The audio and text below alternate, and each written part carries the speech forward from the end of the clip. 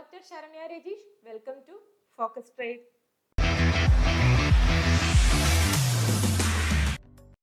So നമ്മൾ കഴിഞ്ഞ വീഡിയോയിൽ FXTM എങ്ങനെയാണ് അക്കൗണ്ട് ഓപ്പണിംഗ് എന്നെല്ലാം നമ്മൾ നോക്കി അല്ലേ. സോ അക്കൗണ്ട് ഓപ്പൺ ചെയ്യുമ്പോൾ നമ്മൾ ചെറിയ ചെറിയ കാര്യങ്ങൾ ശ്രദ്ധിച്ചാൽ മതി. ഞാൻ ആ വീഡിയോയിൽ പറഞ്ഞു, എങ്കിലും ഒന്നുകൂടെ ഓർമ്മിപ്പിക്കുകയാണ്. നമ്മൾ കറക്റ്റായിട്ട് നമ്മുടെ ID പ്രൂഫ് ഏതാണോ കൊടുക്കുന്നത് അതിലുള്ള നെയിമും അതുപോലെ തന്നെ അതിലുള്ള അഡ്രസ്സും കറക്റ്റായിട്ട് കൊടുക്കുക. ഇനി അഡ്രസ്സ് നമുക്ക് വേറെ അഡ്രസ്സ് ഉണ്ട്, എന്തെങ്കിലും മാറ്റമുണ്ടെങ്കിൽ നിങ്ങൾ കൊടുത്ത അഡ്രസ്സിനുള്ള ഏതെങ്കിലും പ്രൂഫ് സബ്മിറ്റ് ചെയ്യേണ്ടി വരും. സോ അതുകൊണ്ട് തന്നെ എല്ലാം കറക്റ്റായിട്ട് നിങ്ങൾക്ക് ഏത് പ്രൂഫിലാണ് കൃത്യമായിട്ടുള്ള അഡ്രസ്സും കാര്യങ്ങളും ഉള്ളത് അത് തന്നെ നിങ്ങൾ കൊടുക്കാൻ വേണ്ടി നോക്കുക.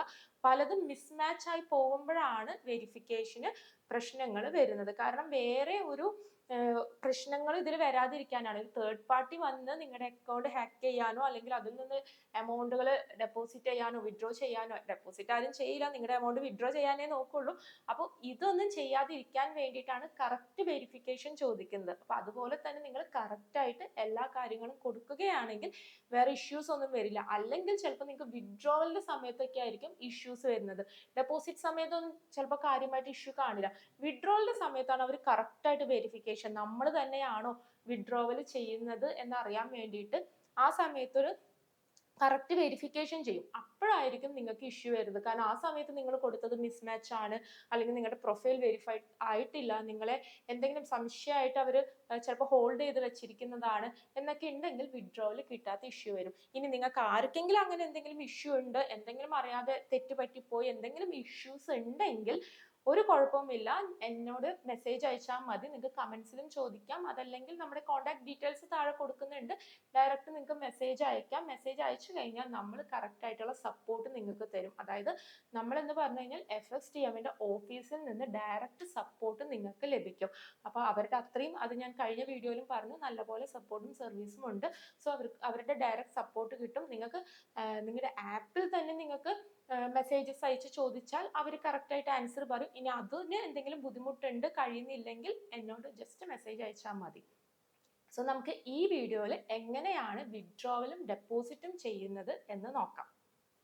സോ FXTMൽ എങ്ങനെയാണ് നമുക്ക് ക്യാഷ് ഡെപ്പോസിറ്റ് ചെയ്യാമെന്ന് നോക്കുക. അപ്പോൾ FXTMൻ്റെ ഓപ്പൺ ചെയ്യുക, അതായത് നിങ്ങൾ ലോഗിൻ ചെയ്യുക. ലോഗിൻ ചെയ്ത് കഴിഞ്ഞാൽ ഈ ഒരു സൈഡിൽ മൈ മണി എന്ന് കാണും. മൈ മണിയിൽ ഇതിപ്പോൾ മൊബൈലിലാണ് ചെയ്യുന്നതെങ്കിൽ സൈഡിൽ 3 ലൈൻസ് ആയിട്ടുണ്ടാവും. ആ 3 ലൈൻസ് പ്രസ് ചെയ്ത് കഴിഞ്ഞാൽ മൈ മണി കാണും. മൈ മണിയിൽ ഡെപ്പോസിറ്റ് ഫണ്ട്സ് എടുക്കുക. ഓക്കെ, ഡെപ്പോസിറ്റ് ഫണ്ട് ഇപ്പോൾ ലോഡായിക്കൊണ്ടിരിക്കുന്നുണ്ട്. ഇങ്ങനെ ലോഡായി കഴിഞ്ഞാൽ ആദ്യം തന്നെ ഏതിലേക്കാണ്, അപ്പം നമ്മൾ ക്രിയേറ്റ് ചെയ്ത അക്കൗണ്ട് ഉണ്ടോ, ഇപ്പം എനിക്കിതിൽ 2 അക്കൗണ്ട് ഞാൻ ക്രിയേറ്റ് ചെയ്ത് വെച്ചിട്ടുണ്ട്. ഒന്നിൽ എമൗണ്ട് ഇല്ല, ഒന്നിൽ ചെറിയൊരു ഡോളർ ഉണ്ട്. അതുപോലെ തന്നെ വാലറ്റ് ഉണ്ടാവും. വാലറ്റ് എന്ന് പറഞ്ഞു കഴിഞ്ഞാൽ ഈ FXTMലേക്ക് നമുക്ക് പൈസ ഇട്ട് വയ്ക്കാം. ആവശ്യമുള്ളപ്പോൾ നമുക്ക് ട്രേഡിംഗ് അക്കൗണ്ടിലേക്ക് മാറ്റാം. സോ ഡയറക്റ്റ് അക്കൗണ്ടിലേക്ക് ഇടാം, അതല്ലെങ്കിൽ FXTMൻ്റെ ഈ ഒരു അക്കൗണ്ടിലേക്ക്, അതായത് FXTM ബ്രോക്കറിൻ്റെ ഈ ഒരു അക്കൗണ്ടിലേക്ക് പൈസ ഇടാം. അതാണ് വാലറ്റ് എന്ന് പറയുന്നത്. ആവശ്യമുള്ളപ്പോൾ മാറ്റാം, തിരിച്ചും അതൊന്ന് വിഡ്രോ ചെയ്തിടാം. അത് പെട്ടെന്ന് നടക്കും. അപ്പോൾ നമുക്കിപ്പോൾ ഒരു $1000 ഇട്ടു, പക്ഷേ മുഴുവനായിട്ട് ട്രേഡ് ചെയ്യണ്ടായിരുന്നു. 200 മാത്രം എടുത്ത് ട്രേഡ് ചെയ്യാം. ആവശ്യമുള്ളപ്പോൾ പിന്നെ ഇടാം അല്ലെങ്കിൽ വിഡ്രോ ചെയ്യാം. അത് വിത്തിൻ സെക്കൻഡ്സ് നടക്കും. അതിന് വേണ്ടിയിട്ട് നമുക്കിത് യൂസ് ചെയ്യാം. ഇപ്പോൾ ഡയറക്റ്റ് അക്കൗണ്ട് ആണെങ്കിൽ നിങ്ങൾ ഏത് ട്രേഡിംഗ് അക്കൗണ്ടിലേക്കാണോ ഇടാൻ ഉദ്ദേശിക്കുന്നത്, ഇപ്പോൾ ഫസ്റ്റത്തെ ഈ അക്കൗണ്ട് ആണെങ്കിൽ അതിൻ്റെ നെയിം ഉണ്ട്.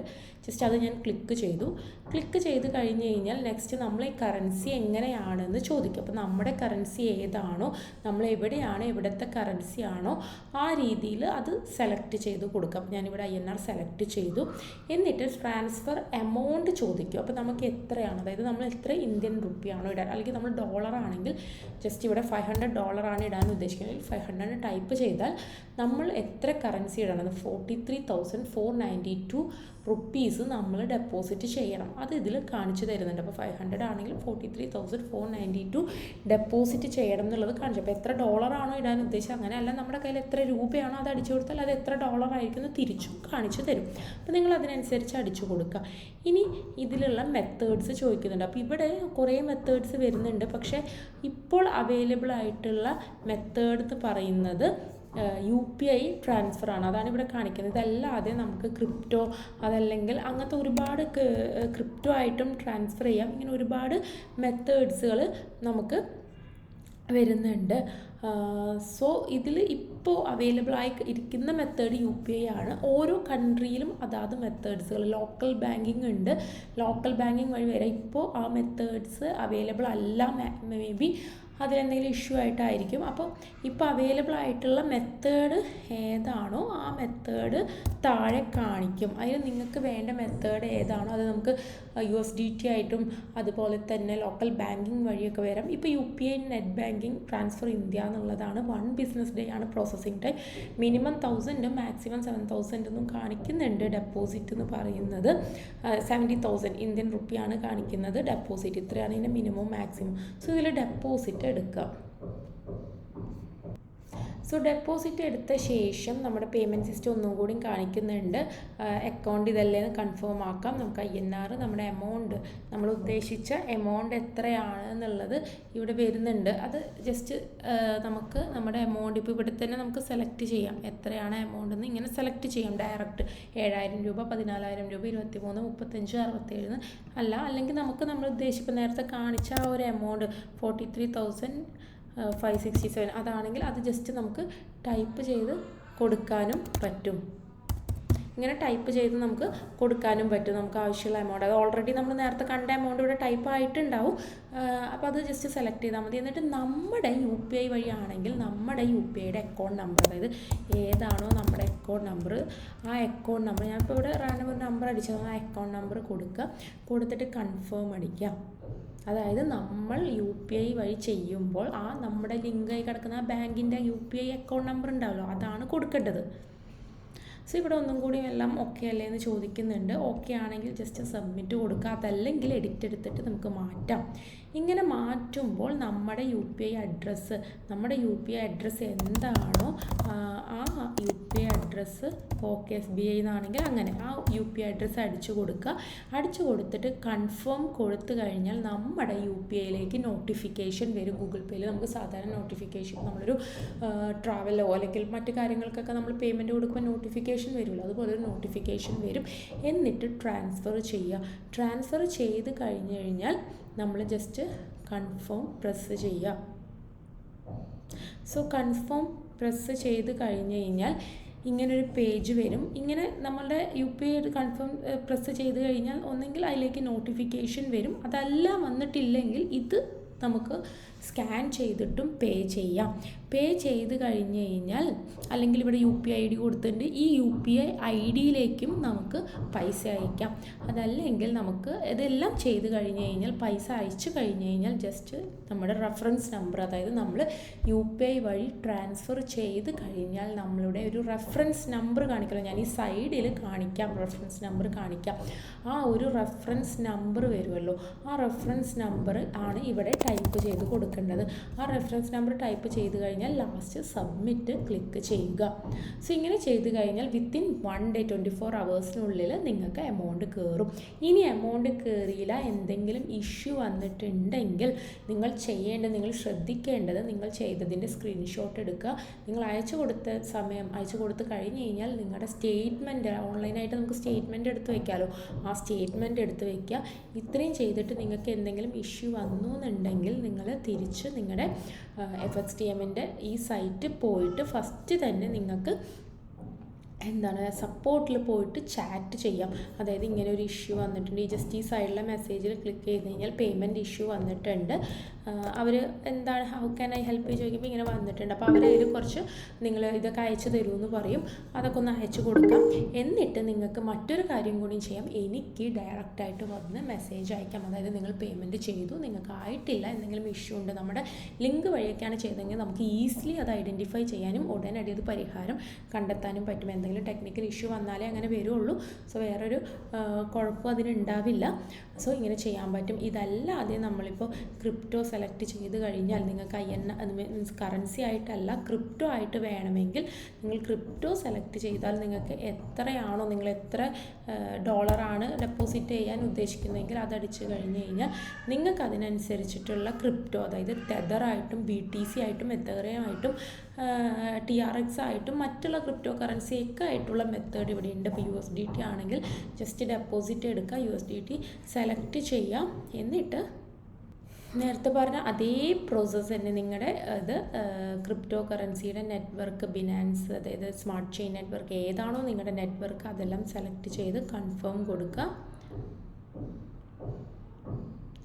കൺഫേം കൊടുത്ത് നേരത്തെ പോലെ എല്ലാം ഓക്കെ ആണെങ്കിൽ സബ്മിറ്റ് കൊടുക്കുക, അല്ലെങ്കിൽ എഡിറ്റ് എടുത്ത് വീണ്ടും ഒന്ന് എഡിറ്റ് ചെയ്യുക. എന്നിട്ട് ഇതുപോലെ തന്നെ അവിടെ പോയിട്ട് നിങ്ങൾക്ക് സ്കാൻ ചെയ്തിട്ടോ ഈ അഡ്രസ്സ് കോപ്പി ചെയ്തിട്ട് എല്ലാം ട്രാൻസാക്ഷൻ ചെയ്യാം. ട്രാൻസാക്ഷൻ ചെയ്ത് കഴിഞ്ഞാൽ സെയിം പ്രൊസീജിയർ തന്നെ ട്രാൻസാക്ഷൻ്റെ IDs ടൈപ്പ് ചെയ്ത് കൊടുത്ത് സബ്മിറ്റ് ചെയ്താൽ മതി. സോ പ്രൊസീജിയറൊക്കെ സെയിം ആണ് വരുന്നത്. ഇനിയും എന്തെങ്കിലും ഡൗട്ട് ഉണ്ടെങ്കിൽ ജസ്റ്റ് എന്നെ ഒന്ന് കോൺടാക്റ്റ് ചെയ്താൽ മതി.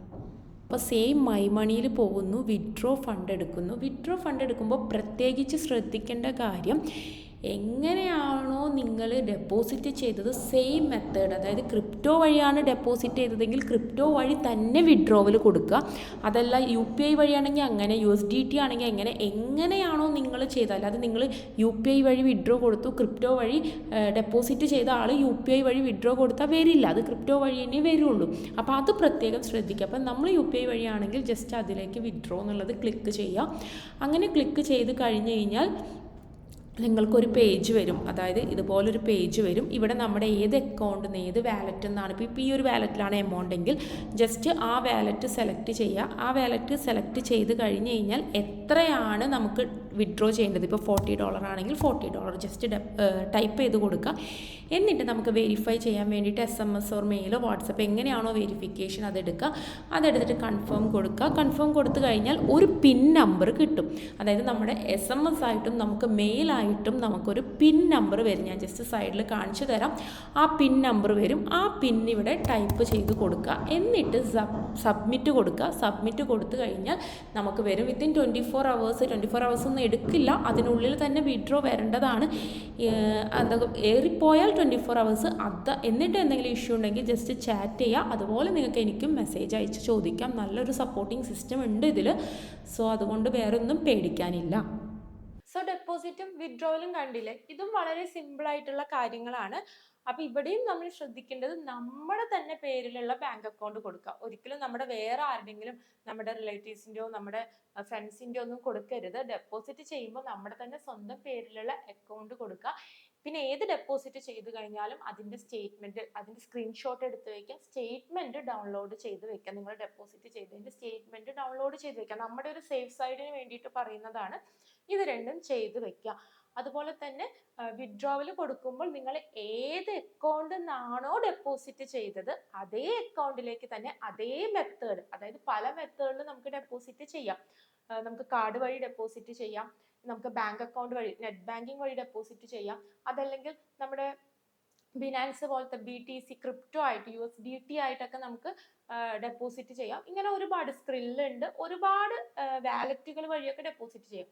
നിങ്ങൾ വിഡ്രോ ചെയ്യുമ്പോൾ സെയിം വാലറ്റിലേക്ക്, നെറ്റ് ബാങ്കിങ് ചെയ്തവർക്ക് അതുപോലെ തന്നെ സെയിം ബാങ്ക് അക്കൗണ്ടിലേക്ക്, കാർഡ് വഴിയാണെങ്കിൽ അങ്ങനെ, നിങ്ങൾ ഏത് വഴിയാണോ ചെയ്തത് അതേ ബാങ്ക് അക്കൗണ്ടിലേക്ക് അതേ മോഡൽ അതേ വഴി, അതായത് സ്ക്രില്ല് വഴിയാണെങ്കിൽ സ്ക്രില്ലിലേക്ക് തന്നെയായിരിക്കും തിരിച്ച് പൈസ എത്തുന്നത്. അപ്പൊ നിങ്ങൾ ആ സമയത്ത് വിഡ്രോയുടെ സമയത്ത് അക്കൗണ്ട് മാറിക്കൊടുക്കുക, അല്ലെങ്കിൽ മെത്തേഡ് മാറിക്കൊടുക്കാൻ, നിങ്ങൾ ഡെപ്പോസിറ്റ് ചെയ്തത് ഒരു മെത്തേഡ്, വിഡ്രോയിൽ വേറെ മെത്തേഡിലേക്ക് വേണം എന്നൊക്കെ പറഞ്ഞു കഴിഞ്ഞാൽ ചിലപ്പോൾ വെരിഫിക്കേഷന്റെ ഇഷ്യൂസ് വരും. അപ്പൊ എങ്ങനെയാണോ നിങ്ങൾ കൊടുത്തത് അതേ ഇതിലേക്ക് തന്നെ വിഡ്രോവല് കിട്ടുള്ളൂ എന്നുള്ളത് മൈൻഡിൽ വെക്കണം. അപ്പൊ ഡെപ്പോസിറ്റ് ചെയ്യുമ്പോഴും നിങ്ങൾക്ക് അതേ മെത്തേഡിലേക്കാണ് വിഡ്രോവല് കിട്ടുക എന്നുള്ള കാര്യം ഓർത്തുകൊണ്ട് വേണം നിങ്ങൾ ഡെപ്പോസിറ്റ് ചെയ്യാൻ.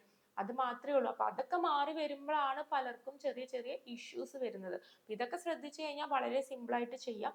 പിന്നെ ഫസ്റ്റ് ടൈം ചെയ്യുന്നവർക്ക് ചിലപ്പോൾ വെരിഫിക്കേഷന് വേണ്ടി കുറച്ച് സമയം എടുക്കുമായിരിക്കും. ഒരു 24 hours എന്തായാലും നിങ്ങൾക്ക് വിഡ്രോവലും ഡെപ്പോസിറ്റും വരും. ഡെപ്പോസിറ്റ് റിഫ്ലക്റ്റും ചെയ്യും, വിഡ്രോവലും കിട്ടും. പക്ഷെ ഫസ്റ്റ് ചെയ്യുന്നവർക്ക് മാത്രമാണ് ഒരു 24 hours വരെ ചിലപ്പോൾ സമയം എടുക്കും എന്നിരിക്കാം.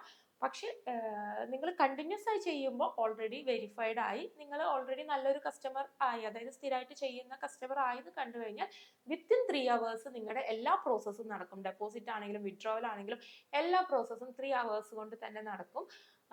സോ ഇങ്ങനത്തെ ചെറിയ ചെറിയ കാര്യങ്ങൾ ശ്രദ്ധിച്ചു കഴിഞ്ഞാൽ ഈ ബ്രോക്കറിൽ രജിസ്റ്റർ ചെയ്യാന്ന് പറയുന്നതൊക്കെ വളരെ സിമ്പിൾ ആണ്. പിന്നെ ഞാൻ വീണ്ടും ഓർമ്മിപ്പിക്കുകയാണ്, ഒരിക്കലും നിങ്ങൾ ഫേക്ക് ആയിട്ടുള്ള ഫ്രോഡ് ആയിട്ടുള്ള ബ്രോക്കേഴ്സിൽ പോയി പെടാതിരിക്കുക. അതിനെക്കുറിച്ച് നമ്മൾ ഒരുപാട് വീഡിയോസ് ചെയ്തിട്ടുണ്ട്, അത് വീണ്ടും വീണ്ടും കാണുക. എപ്പോഴും നല്ല ബ്രോക്കേഴ്സിനെ, അതായത് കറക്റ്റ് രജിസ്ട്രേഷനുള്ള കറക്റ്റ് റെഗുലേഷൻസ് ഉള്ള ബ്രോക്കറെ മാത്രം സെലക്ട് ചെയ്യുക. പല ബ്രോക്കേഴ്സ് ഉണ്ട്, ഏത് ബ്രോക്കേഴ്സിനെ വേണമെങ്കിലും നിങ്ങൾക്ക് സെലക്ട് ചെയ്യാം. നല്ല ബ്രോക്കേഴ്സ് ഏതായാലും മതി. അത് ഒരുപാട് ഫ്രോഡ് ബ്രോക്കേഴ്സ് ഇപ്പം മാർക്കറ്റിലുണ്ട്.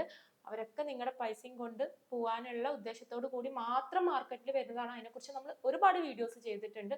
എന്നിട്ടും പലരും അതിൽ പോയി ചാടുന്നുണ്ട്. അപ്പൊ വീണ്ടും ഞാൻ ഓർമ്മിപ്പിക്കുകയാണ്, ഒരിക്കലും ബ്രോക്കേഴ്സ് നിങ്ങളെ കോണ്ടാക്ട് ചെയ്യില്ല. നിങ്ങളെ വിളിച്ചിട്ട് നമ്മുടെ ബ്രോക്കറിൽ ജോയിൻ ചെയ്യൂ, അല്ലെങ്കിൽ ഇത്ര എമൗണ്ട് ഇടൂ, ഞങ്ങൾ പറഞ്ഞു തരാം ട്രേഡ് എടുക്കാൻ എന്നൊന്നും ഒരു ബ്രോക്കേഴ്സും പറയില്ല. കാരണം ബ്രോക്കേഴ്സിന്റെ പണി അതല്ല. അവർ ജസ്റ്റ് നമുക്ക് വേണ്ടിയുള്ള പ്ലാറ്റ്ഫോം ഒരുക്കി തരുന്നു, അതിനുള്ള ചാർജ് അവർ നമ്മുടെ എടുക്കുന്നുണ്ട്. സോ അങ്ങനെ ഏതെങ്കിലും ബ്രോക്കേഴ്സ് നിങ്ങളെ കോണ്ടാക്ട് ചെയ്യുന്നുണ്ട് എന്നുണ്ടെങ്കിൽ അതൊരിക്കലും വിശ്വസിക്കരുത്, അത് ഫ്രോഡ് ആയിരിക്കും. സോ ഇത് ഞാൻ എപ്പോഴും എല്ലാ വീഡിയോസിലും പറയുന്നതാണ്. കുറേ പുതിയ കുട്ടികൾ നമ്മുടെ വീഡിയോസ് കാണുന്നുണ്ട്, അതുകൊണ്ടാണ് വീണ്ടും വീണ്ടും ഞാനിത് റിപ്പീറ്റ് ചെയ്ത് പറയുന്നത്. സോ ഇപ്പോൾ എല്ലാം ക്ലിയർ ആയി എന്ന് വിചാരിക്കുന്നു. എന്തെങ്കിലും ഡൗട്ട് ഉണ്ടെങ്കിൽ നിങ്ങൾക്ക് എന്നോട് ചോദിക്കാം. സോ വീഡിയോ ഇഷ്ടപ്പെട്ട് കഴിഞ്ഞാൽ ലൈക്ക് ചെയ്യുക, ചാനൽ സബ്സ്ക്രൈബ് ചെയ്യുക. സോ നമുക്ക് അടുത്ത വീഡിയോയിൽ കാണാം. I M doctor Saranya Rajeesh. Bye bye.